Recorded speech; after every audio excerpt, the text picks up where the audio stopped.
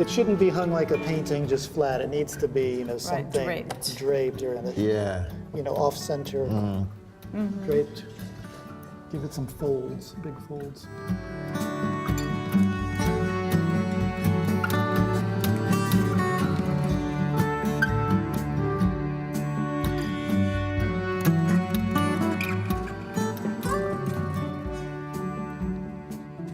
Tell me about the process of creating your metal sculptures, such as we have here at the Clark. Originally made into bottle caps for alcoholic drinks like whiskey, brandy, and the rest, which consumed a lot in where I come from, where I live, in the little village of Nsukka, and probably all over the world, I think. Yeah. And well, these are what I collect. The people who distill these have the culture of collecting or recycling the bottles that are used. And in the process of recycling, they have to discard the tops.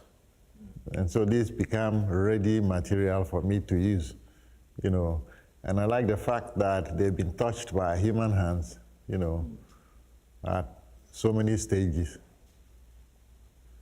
Now I get these things and then intervene by cutting them and opening them up and belting them together in order to create very huge sheets. Huge sheets that are, so big that they give you the freedom to play around with them. Initially, these were purely sculptures, but as time went on, I saw that there was need for me to consider so many other elements, like the colors that come with the bottle the caps. different brands of drinks. Yeah, like the reds, the blacks, the yellows, and so on and so forth. And so I now work more like a sculptor and a painter put together, because the constraints of the sculptor and the painter are what I'm grappling with as well. I think since the beginning has something to do with some allusion to make to a history. The bottle caps, for instance, where do they come from?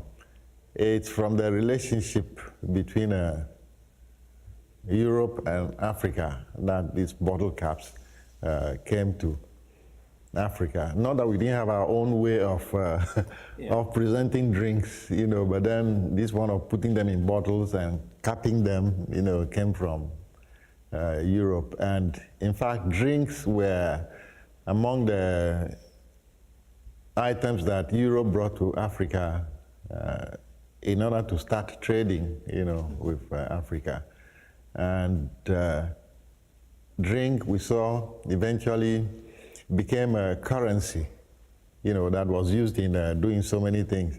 So that when I take a bottle cap and I cut it, I just have the feeling that I'm working with a material which was there at the beginning of the contact between two continents, and eventually three continents, because the currency of drink, happened to be used in paying for slaves which were brought to the West, Americas, the Americas, and produced more sugarcane for more drink, and it goes back into Europe and then comes back into Africa, and so on and so forth and so forth. Yeah.